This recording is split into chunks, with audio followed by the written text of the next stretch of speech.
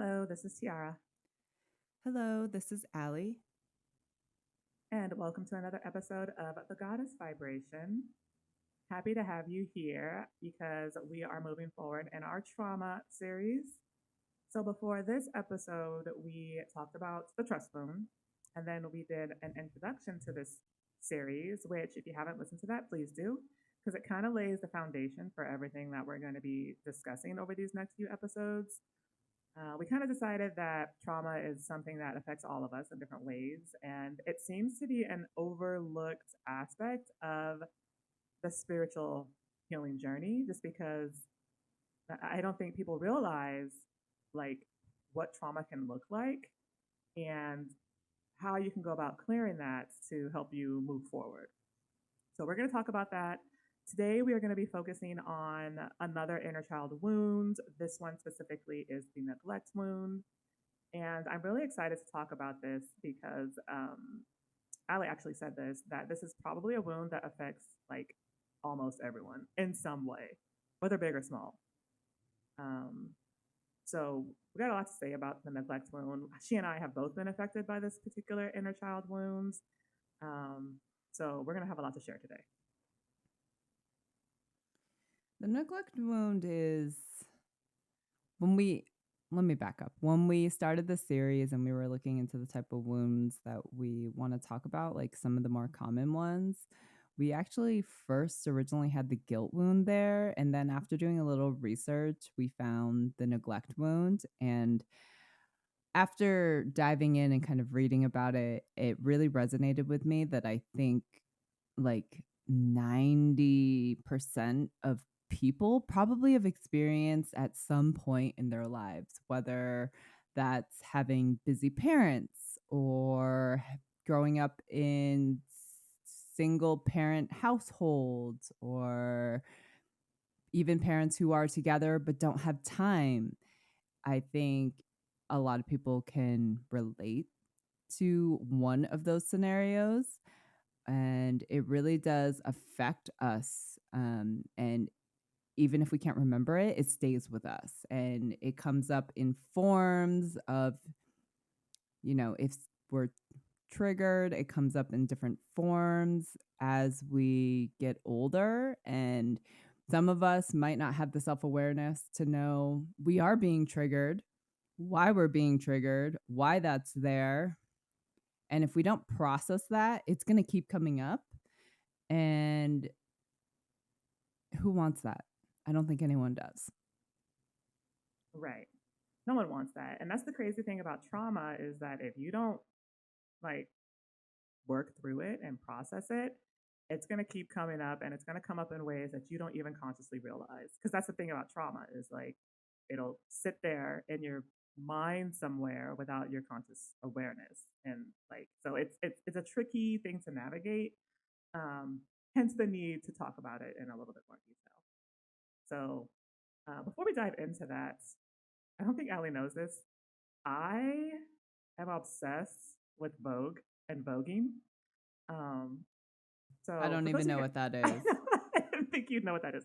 So voguing, it's a style of dance, right? And it's like it came out of the LGBTQ community back in the 80s ish, and there's multiple forms of it. So like essentially the theme behind it is that you are walking down a runway, and you need to serve the runway, and you need to make yourself seen, and you do that by like dancing in poses, right? And for the LGBTQ community, it's a form of dance that you mostly see gay men doing, particularly the men who are more feminine, because the concept behind it is that you're gonna show your, feminine essence. You're gonna show that off. You're gonna serve the runway.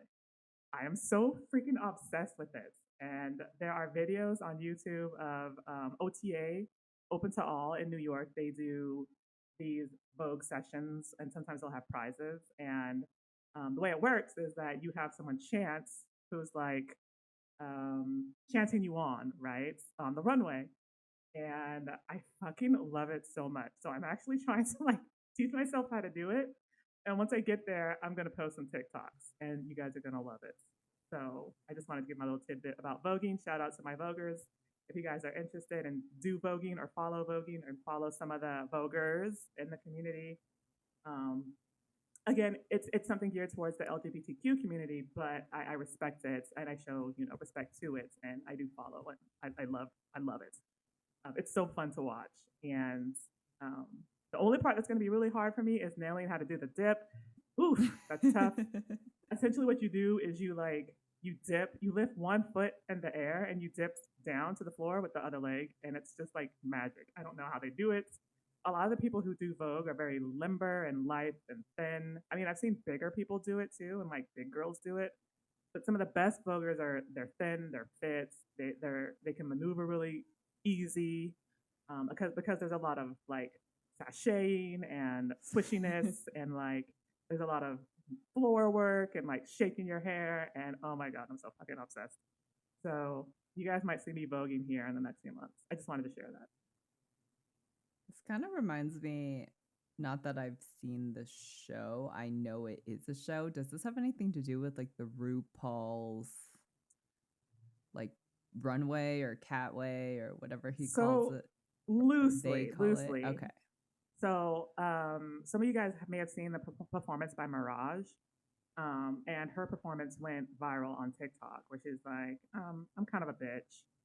Um, and she does a little bit of voguing in her performance, and so you see like her hands twirling and like that kind of stuff. That's it's reminiscent of femme vogue. Um, Huh. but yeah, loosely you'll see some of that in the RuPaul drag races. Okay. Oh, my chanting friend is back. Hold on, so I'm here in Vagado in Colombia, and there's this guy who walks around outside just chanting and screaming at the sky. I don't know what he's saying. It's in Spanish, but it sounds like he's chanting or maybe singing. I have no idea, but he's so loud and he does it every day, twice a day. So if you hear him, I'm sorry. He's just living his best life.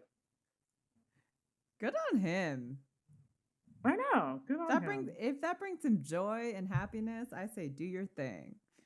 Yeah, absolutely. I mean, I'm not shooting him down. It's just like, kind of rough when you're trying to record audio. There's like a guy outside your window screaming his ass off. But anyway, more power to the guy. Absolutely.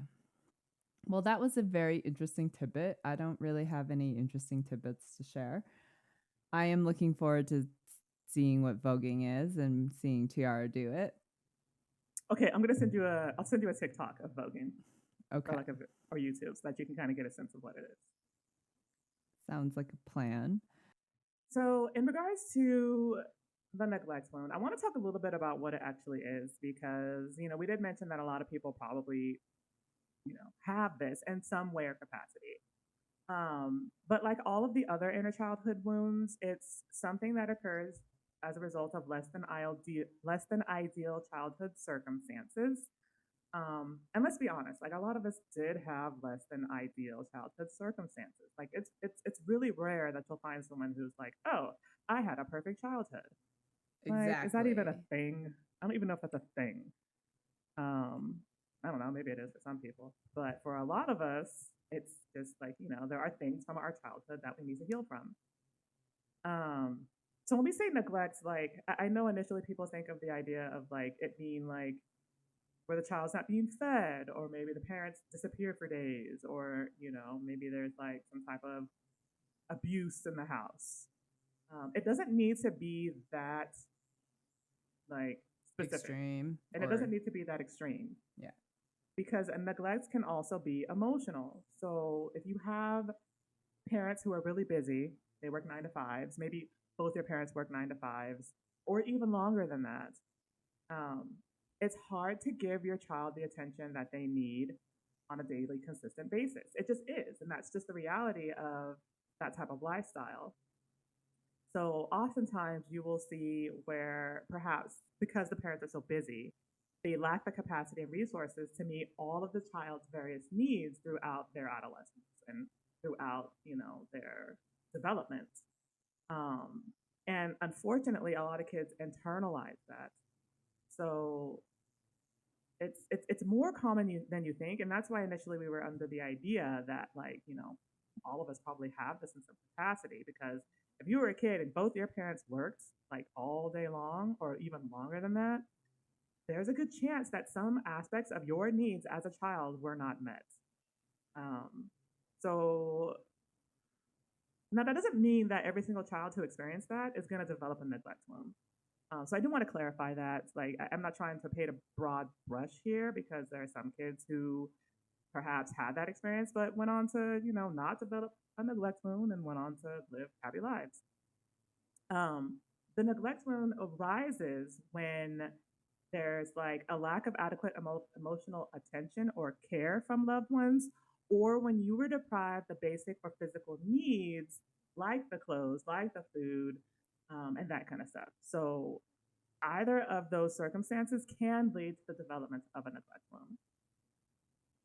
Absolutely. And the neglect wound will show up in various different ways as you become an adult. And some of those ways that it might show up or how it might look like could be having low self worth or Mm. struggling to let things go, not being able to say no. Like, I think the neglect wound really catapults the people pleasing, right? Because it's like you want people's approval, you want people to like you. It can also show up in forms of getting angry really easily or fearing vulnerability. And I know for me, that was my like one of my biggest struggles. Actually, a lot of these were like I had low self-esteem. I didn't have really self-worth, and I definitely feared vulnerability, and I got angry very easily. So, in regards to your neglect wound, did that develop from the abandonment too? Yes. Ah, okay. Yeah. Um I would say that I don't really know when I became conscious of the fact that I was adopted. And so I had all those years of confusion and not understanding the circumstances or understanding my environment. I just knew that I wasn't in an ideal environment and I was different. Like on a physical level, I was different. Um, and I knew that kids were mean to me and picked on me, and I didn't really understand why. And I knew that I was one of the few colored people in my little dinky town. And I didn't put all the pieces together at the time of being like, okay, well, maybe they're picking on me because I'm colored or because I'm different or because I'm odd. I just, it's hard to go through something like that because your brain's just not fully developed and it's a lot to process and I couldn't process it, so it came out in ways of like low self-worth and getting angry and fearing vulnerability and all those other things I just listed.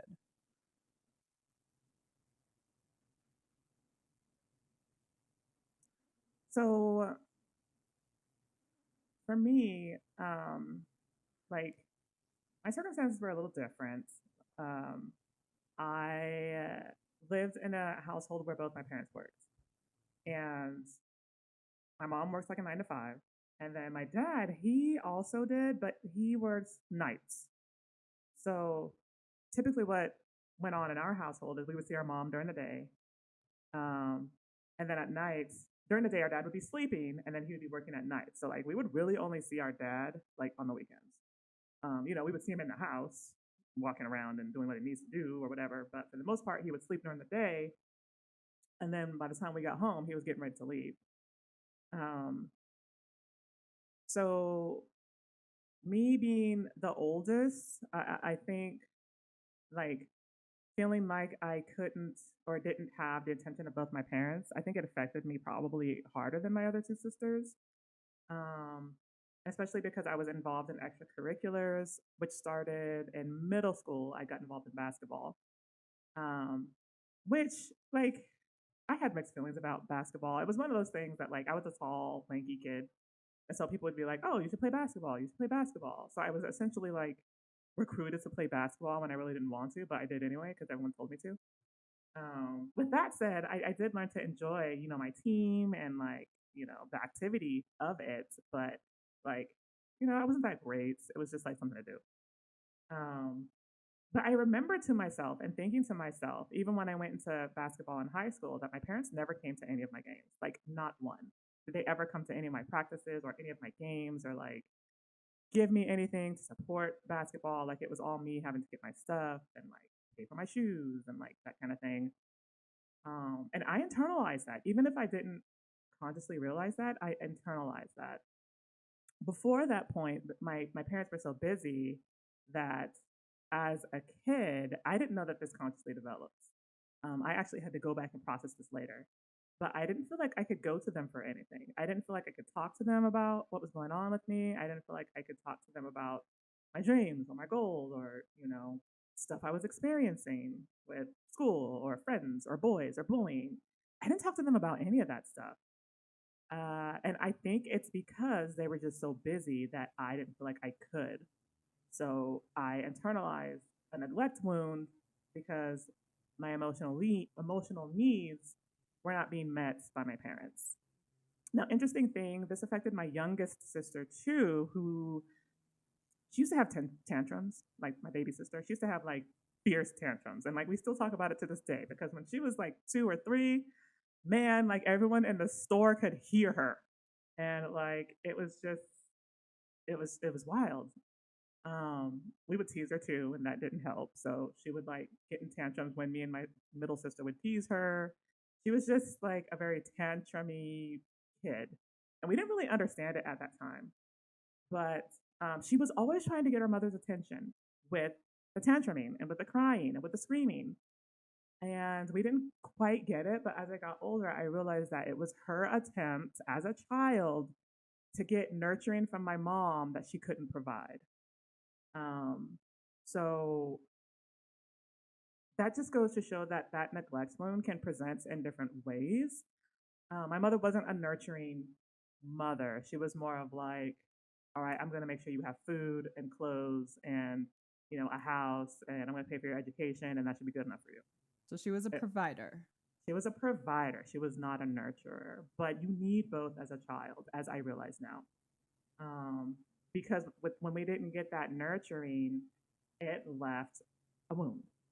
Um, and my youngest sister acted upon that. And we saw how she acted upon that. We didn't realize that till she got older, but that's how she didn't have the words, similar to what Ali said, she didn't have the ability to process that at that time. So that's how it manifested. So again, neglect wounds can look like different things, and that's what it looked like to me. And I honestly think that we are seeing the effects of this wound on children in mass, particularly in schools today, because my goodness, some of the things that I see kids doing to their teachers and the way they're acting in classrooms blows my freaking mind. Like when I was a kid, I couldn't have fathomed some of the stuff I'm seeing kids do today. So if you're a teacher or a mentor or a tutor or a daycare provider, my heart goes to you because, oh my God, this generation of children, I just don't know what to think about them. I would say that the majority of people don't know what to think about him. And we don't want to, our purpose here is not to trigger people, but if you get triggered, I'm sorry, but Trigger warning. well, no, I feel like this is something that people need to hear because I've done some research into this, and really what it comes down to is it's the parents' responsibility. And it's because we just discussed how children are not fully developed. We don't have the mental capacity to process this. We are just learning what emotions are. We might not know where these emotions are coming from. And basically it comes down to the parent and how much time and energy they are willing to put into their children to make them into better people, because we don't when we're children, we don't know any better. Hmm. And so I see this. I I do know daycare professionals and I do know some teachers, and talked to them. I've had conversations with them, and they were like, we try so hard. We try so hard in the 8 hours that they're with us in the daycare or the 8 hours that they're with us in the classroom. But you have to understand is that when they go home, all of our teachings get completely derailed because it's not consistent. When you are not consistent with a child, it will fall off. Yes. So it's And I almost, sorry, go ahead. no, no, go. Well, I was just going to say it's almost like, well, in that particular instance, that the children are getting that structure there, but then when they go home, it disappears. Yeah, no, that's exactly what it is. It's just like I said, it's like those teachings in the classrooms and the teachings in daycare or wherever they are getting these other teachings, it gets derailed at home. Because the second that you go home, your environment changes, right? It's like you're just going to go back to what you know at home, which is, well, I'm just going to watch TV, I'm not going to do my homework. It's like there's no structure at home. Like children actually need structure. And I don't know if people don't know that children need structure or they don't care to know, or if basically if you look at excuse me, if you look at generations, people will say it is always like it's always I don't know if this is like some conspiracy thing or if this is I don't know how if I necessarily agree with this sentiment, but they always say the previous generations always say it's our job to make our children's lives easier so they don't have to go through what we went through. Now, when you think about what that means, there is a comedian I was watching, and he actually cracked a joke about this. And he was just like, I feel like maybe we have done our jobs a little too well, where the next generation needs to care less or need to make their lives easier. I think we've made their lives too easy. And That's there interesting. there was something about that that actually really resonated with me. And I think with the advance of technology and with the advance of everything else, I think that we are just losing basic human interaction skills, interpersonal skills, like these kids don't know how to communicate because everything is done digitally. All they care about is like getting back on their phones or going and watching TV or going home and gaming. Everything has become such an online thing that these kids don't care about making friends. They don't know how to interact with people. They don't know how to treat people with the respect. They don't know how to act in public because everyone is just so addicted to this technological environment that we have created for them. So I think that there are multiple factors that are contributing to the behavior of children that we see in the classroom. I think that once we became a keeping up with the Joneses society, that emphasis changed, right? So it's not like how it used to be back in like the 50s, 60s, even the 70s, when you could have one parent work and another parent could stay home and you could have everything you needed to survive. Like it's harder to do that with inflation and the cost of living. So now what you're seeing two parents that are busy, right? Oftentimes working multiple jobs if the child even has a two-parent household. If the child doesn't have a two-parent household, there's a good chance that the parent they do have there is probably working multiple jobs. So when you're that busy, you're not going to really be able to give your child the attention and the care that they truly and fully need. And sometimes that means that things like structure and helping you with your homework and making sure your homework's getting done and discipline, it goes out the window because you have to prioritize. Okay, well, what's more important? Like feeding my kids, making sure they have clothes in their back, or this stuff, right? So I think people are prioritizing stuff. I said keeping up with the Joneses, but that's unfair. It's not really about that these days. I think for the most part, people are just trying to survive.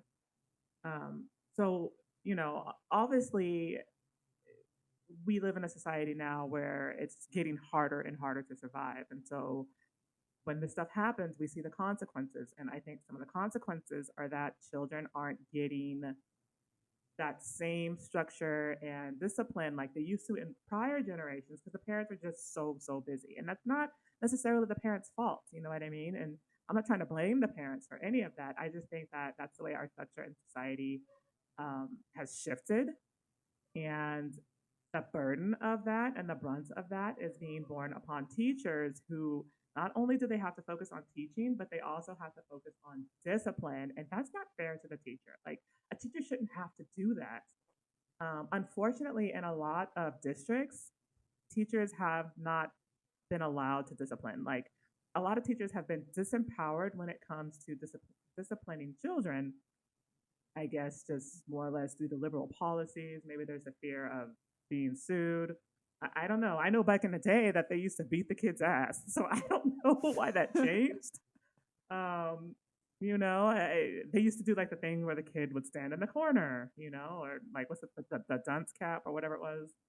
Yeah, and like the banging of the erasers outside Right, and yeah. Like kids would like they would have to take accountability for their actions and behaviors. And that has been removed from the classroom. So when that happens, like, yeah, you're going to see children do things that are atrocious and that they shouldn't be doing. I've seen a couple Twitter videos of children, typically middle school or high school, like beating the teacher relentlessly, like just going to town on the teacher. And like my jaw dropped. And I was like, I could never fathom doing something like that to an authority figure. And I never saw anything like that when I was in middle school or high school. So, like, in my high school, I went to a magnet school. It's so funny because it was a school in California, um, Sacramento. I grew up in Sacramento, California. And there were two schools. There was like the main campus, and then there was the West Campus. Some of you guys who grew up there might know which school I'm talking about. I went to the West Campus, which was like the school for the good kids and the nerds and the geniuses. And the main campus was where everyone else went. But that's how we looked at it. So while we were the same school, we also had rivalry, and it was like, oh, those West Campus people, they're nerds, and we would be like, oh, those main campus people are going to jail. oh Um, my god. yeah, it was a whole thing. Um, so like where I went, yeah, I didn't see those things. Maybe that stuff happened over at the main campus. I don't know. I was fortunate that I never witnessed anything like that, and like nowadays, I still can't imagine anything like that. But this stuff is happening. I have seen, that wasn't just the first video I've seen of this. I've seen multiple videos of students attacking their teachers. And teachers have been saying, like, this field and this profession is getting dangerous. It's getting to the point where no one wants to be a teacher now because now their lives are at stake. And that is crazy to me. That is crazy to me. Like, Same. like you shouldn't have to worry about your safety while trying to educate the next generation of children. It just, my brain Agreed. can't brain it. Well, also, I mean, the number of school shootings have Oh skyrocketed. God, yes.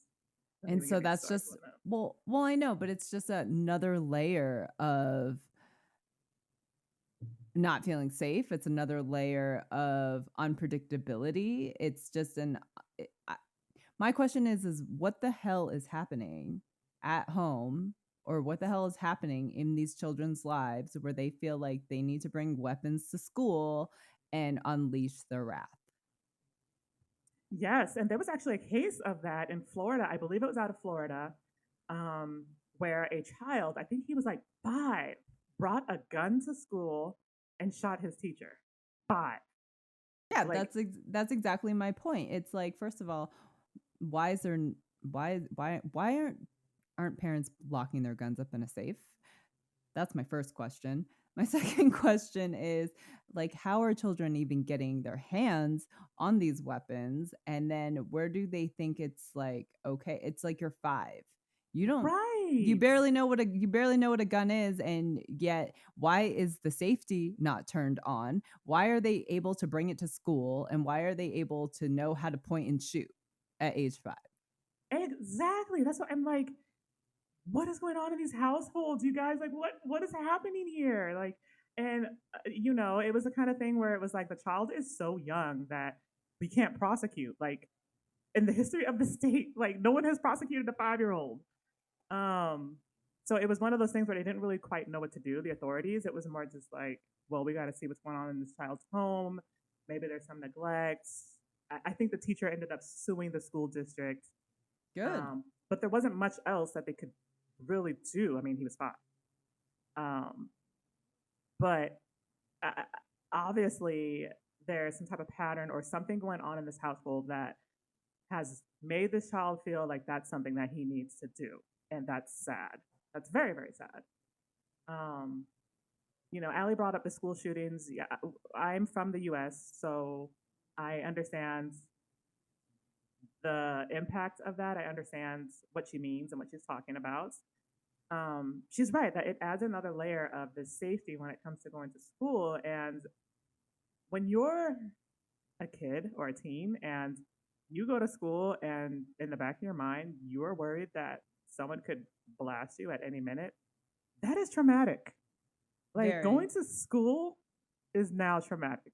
And I don't know how we got to this place. Um, but, obviously there is something happening in our households that has led to this repeating pattern of neglect that we're seeing in multiple households that has created this, you know, this effect. Um, how do we resolve it? I don't really know. I think it's more or less going to have to be teachers standing up and demanding accountability and demanding that parents be held accountable, demanding that children be held accountable, demanding that they take or get power back that they used to have in the classroom. Um, we are facing a teacher crisis in our country. Like they cannot find teachers to do these jobs anymore because I think people are starting to catch on to what's going on. I think a lot of teachers are being dissuaded from the profession, and a lot of teachers are quitting en masse. Like Well, also they don't make enough. It's like, that okay, too. so my life could be in danger every single day and I get paid pennies for like Exactly. what there is nothing appealing. There is no benefit of being a teacher nowadays.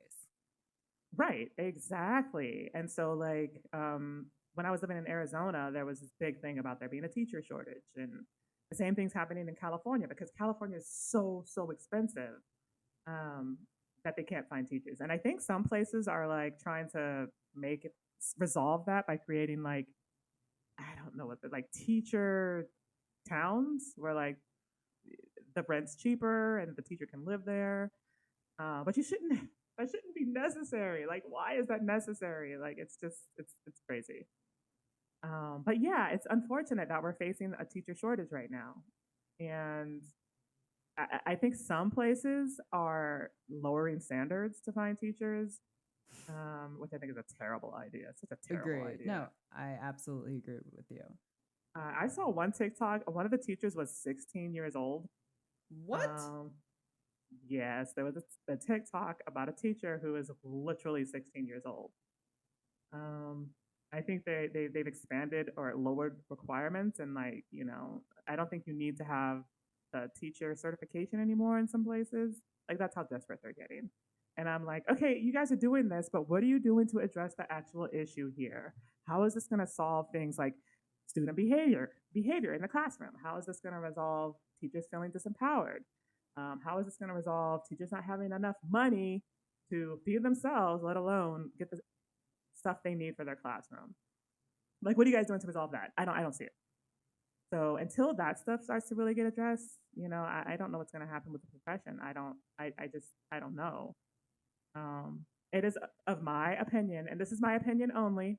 Okay, this is for entertainment purposes. I think that the public education system is a failure. I personally believe that. I think it needs drastic overhaul. I don't know how we're going to get to that. But personally, for me, if I had children, they would not be educated in the public school system. And that's my personal opinion. Oh, I wouldn't send my kids to school either. Like school at all or public school? Public school. Okay. Or maybe even private school. I think I would homeschool my kids, truthfully. Yes, homeschooling is actually it's blowing up for this reason. A lot more kids are getting homeschooled. You know, it's interesting. I think they did a study on like the educational and academic attainment of homeschool kids versus public school kids, and homeschool kids excel academically. Like they do so well, and I don't quite know what it is, but there's a difference. And you know, I haven't done enough research to really get into why that is, but I have seen that multiple times where children who are homeschooled, they tend to do better. So I I don't know. actually It's had a interesting. friend growing up in Vermont who was homeschooled. They were a family of five. They had three children and they were all homeschooled. And they were some of the most intelligent people I've ever met in my entire life. See, that's what I mean. It's And like like night and day. they excelled in academics, like early graduations and like excelling, like going to like Ivy League colleges, and how their parents offset their kids not being in school is that they really threw their children into activities. So like they would Yes. still sign them up for like soccer or, musical plays, different kinds of sports. And so they integrated their children into the after school program, so they still were able to interact with children but got like quality education at home. That's incredible. Yeah, and Yeah. I've seen other stories like that of homeschooled children just excelling academically and like graduating early. And I honestly think it's because that the distractions that you see in the public school classrooms isn't there. And so the children get that one-on-one attention that they need in order to learn and excel academically. I could be wrong, but that's just kind of my theory. Well, I just gave you a story proving it. I Yeah, it was an think, anecdote. yeah. I mean, beyond just the school system being broken, I don't want to get too political, but I think the whole fucking system in America is broken. I think the political system is broken. I think this is why people aren't voting. I think people have lost faith. I agree. So I think it goes from the top down. And I think the people are just like, why do we even have democracy? It's all scams, it's all cheating, none of it's real. It's all, there's no structure. Politicians just say what they got to say to get themselves into office, but like they rarely, if ever, follow through on any of their promises. And I think people have finally caught on and was like, why are we even putting people in office? Because they don't follow through on anything. Nothing's really changing. Things are getting more expensive. I am like, we're struggling. We're just trying to survive. We can't have children. They want to raise our retirement age to age 70. I don't know if you've seen that whole Yeah, debacle. yeah, Like, why are we killing ourselves for a system that's been broken and is clearly broken? right. Yeah, people are disillusioned. Um, and that's unfortunate because it's not going to be good for our society when people feel disillusioned by the political system because that trickles into other things like the education system, like the justice system. I used to work in the justice system and I see people being how disillusioned people are, and we have seen things like judges being attacked and targeted, and it's just it's bad when people lose faith in the systems that keep society going. Exactly. Um, so I know we kind of went on a tangent. I want to come back around to the neglect wound because for some of you guys who might think you might have one, um, I want to share a little bit of the traits that would indicate something like that. I talked earlier about how it can develop, but if you were thinking you might have a neglect wound, You're going to want to look for things like loneliness, um, perfectionism. For me, perfectionism was huge. And I think it was for Ali too. Um, I know like I was always trying to like impress myself in particular. It was like this perfectionism was like me proving to myself that I'm worthy. And I had this thing also about like being perfect at work and like wanting my bosses to really like me. Um, so perfectionism was a thing for me. In some ways, it still is. It's just kind of like I don't know. There's little bits of it still in me. I don't know if I'll ever get rid of it fully, but I don't allow perfectionism to um, indicate my worth or look at it as an indication of worth. Having low expectations from others is another sign. Neglecting yourself is also another sign. Things like attempting to numb or ignoring your feelings or feeling like you can't talk to someone or talk to anyone about your needs. That was big for me when I was a kid. In a kid, you might see things like attention seeking behaviors because oftentimes that's a child trying to get attention. Um, Extreme attachment to certain individuals. So I know that that was a thing with my youngest sister, my baby sister. She was extremely attached to our mother. Again, we know why it is that was now, but back then we had no idea. So just those are just some of the signs to look for if you think you might be suffering from a neglect wound. Honestly, you're gonna have to go back to what the neglect was to really know, how to clear it and move forward from it. Because that's what I had to do, and I know that that's something that Ali had to do as well. Can you give some examples on neglecting the self? So I know for me personally, I wouldn't say that I necessarily neglected myself um, that badly. I mean, there was obviously the times where like I could have done things like eaten better, and I could have done things like allowed myself to rest, allowed my body to rest, because I had that perfectionism aspect of myself. I was always on the go, doing, doing, doing. I had to be doing something. I couldn't sit still. Um, I would go to the gym and like work out for 2 hours and then like not stretch because I was like, I don't need it. Because, again, me being the perfectionist that I was, I didn't think I did, but that was still neglectful. I know I neglected a lot of my dreams because I didn't think I was good enough. For example, I wanted to be a doctor. I was fantastic at science. I loved science. I loved medicine. I knew I could learn it. I knew I could do it. I had that personality where I could have, but I didn't think I was good enough. So when it came to things like needing to know advanced math, I could have learned that. I could have gotten a tutor and gotten through it. I struggled with math, but I could have done it. I just didn't think I was good enough. So I didn't pursue it. And part of that overlapped with my rejection wound. Um, I had other dreams too that I just neglected and let fall to the wayside. Like I wanted to, I don't know if you guys have heard of this program. There is a program. It's like the JET. It's called the JET program, and it's the Japanese Exchange and Teaching Program. And essentially, what you do is you apply, you go through a process. If you're accepted, you go to Japan for two. I think it's 2 years, and then you teach English, and they pay you.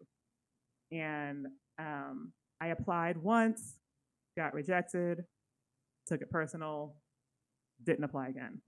And what I should have done is what everyone else did and apply again and again and again until they get in.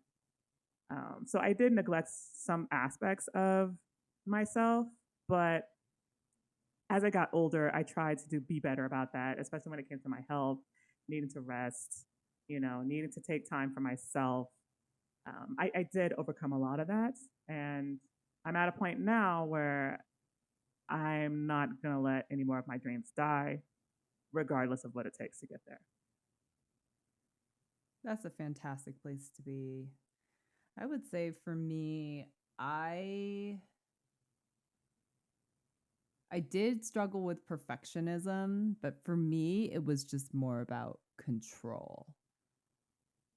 And maybe perfectionism and control go hand in hand in some ways, but I just that's how I coped with all of my trauma and pain and suffering was I just tried to control as much as I could because if I was in control of my environment, then it kept me from spiraling, which I think that goes for a lot of people because I see it in a lot of people. And because I've experienced it, it's easier for me to see it in other people, especially like when I'm interacting with people or getting to know people. I'm pretty quick at it's also an empath skill. But I'm also pretty quick at like, reading people's energy and really kind of digging into people's traumas and figuring out like whether or not A, if I could help you, or B, if you're someone that I vibe with. So I would say that the neglect wound can come up in many different ways for and so if you are listening to this episode, I'm gonna predict that something in this episode is gonna resonate with you because I feel like one of these traits or one of these, emotions or one of these examples that we are providing you today most likely resonates with you because you've experienced it. Or if it triggers you, our intention was never to trigger, but if it triggers you, then it's something that you should probably look at. And if you want to ask questions or if you need advice or if you need help, then reach out to Tiara and I. You guys know how to contact us through our website, goddessvibrationstudio.com, and just reach out to us. We love to hear from you. Absolutely. I do want to share one more tidbit when it comes to navigating this neglect wound, because this is something that I had to do. And if this is a wound that develops through childhood as a result of emotional neglect or like that lack of emotional nurturing, then one of the things you might have to do is go back to that inner child and nurture them yourself, because that's something that I had to do. I had to go back to my inner child and like be the parent and reparent her and nurture her from a place of reparenting. And it's something that you can do with visualization. Like it doesn't need to be, you necessarily going to get hypnosis or anything like that. Although you could do that. But for me, I just went to my inner child and I played with her and I, rubbed her back and I told her she was beautiful and that I'm here for her and that if she needs anything, she could talk to me. The way that a parent should do to a child, to provide for a child. And that was very impactful. It was super impactful. So that's a place to start if you feel like you want to navigate your inner child wound around neglect. You can do something like that and just see where it takes you. So just a little tidbit and tip that I wanted to provide in regards to that. That's a fantastic tip. Yeah, Inner child work for me has been my least favorite.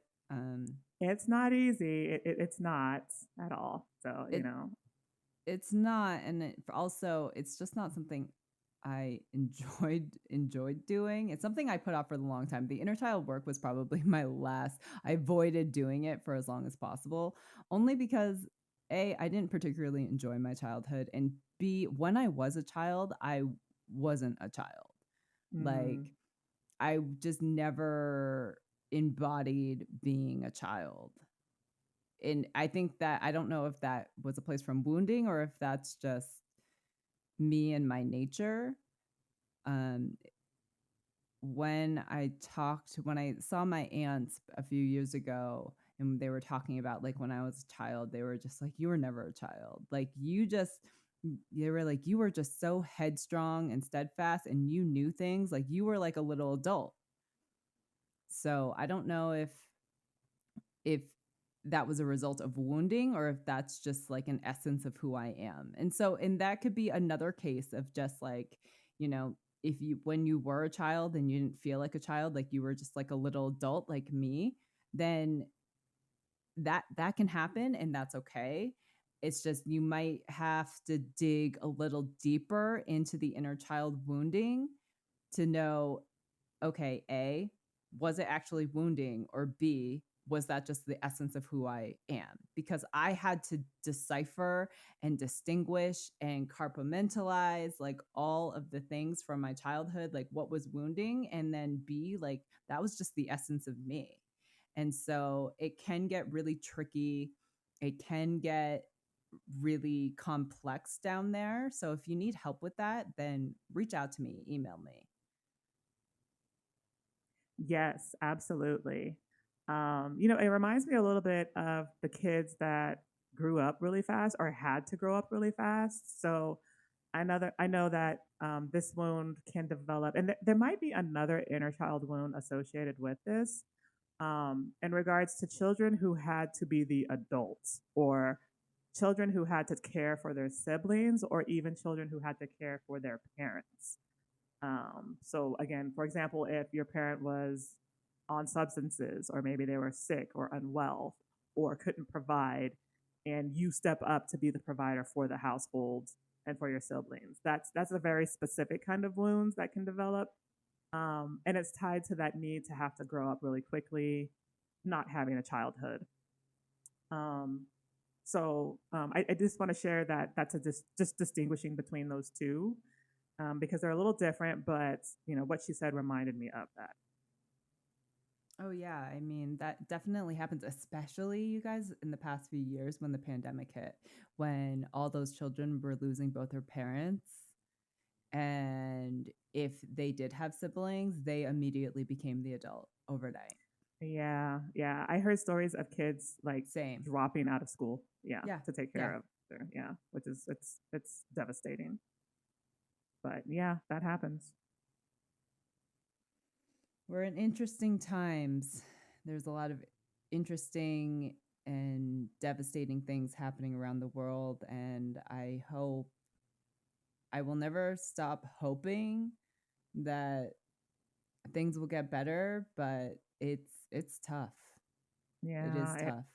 it is. And again, if you guys are struggling, stuck, feeling anguished for some reason, my heart goes out to you. Find a community, find a community of like-minded souls, like us, or even online, a spiritual community. Again, we're considering building a community. We're not quite sure what that's going to look like. It might be something on Patreon. Um, but there's communities out there to support you and lift you up, and give you camaraderie. So you can find them, but you might have to put in some effort to get there. So my advice is, if you feel like you need some additional support, find a community. Find something that resonates for you. It'll make a difference, I promise. It absolutely will. Tiara and I actually talk not off like we talk a lot, but about this particular subject, it's just like I know Yeah. we've had conversations where it's just like, where would we be if we didn't have each other? Oh my God. I don't know. Dead? Probably. That's morbid. Sorry. Sorry, I know I go there. But yeah, so thank you guys so much for listening. We're noticing that our episodes are getting longer and longer. I'm not sure if that's a good thing yet. So maybe you guys can let us know. Give us some feedback. I'd love to know more about that. We're also getting ready to launch our channeling sessions, our live channeling sessions. So keep an ear out in regards to that. Um, if you visited our website and you subscribe to our email list, you will get a notification around that. So definitely keep an ear out. Continue to follow us on TikTok and Instagram. We'll let you guys know. Absolutely. We've only been talking about it for half a year. We're also excited about it, and we will have things come into fruition. That was like our 2024 goal was, we had a year of development, and now it's a year of making things come into fruition. Yes, absolutely. So continue to listen. Please, we appreciate it when you guys listen to all our episodes. And we will talk to you again soon. Yes, thank you, everyone. Bye bye. Bye.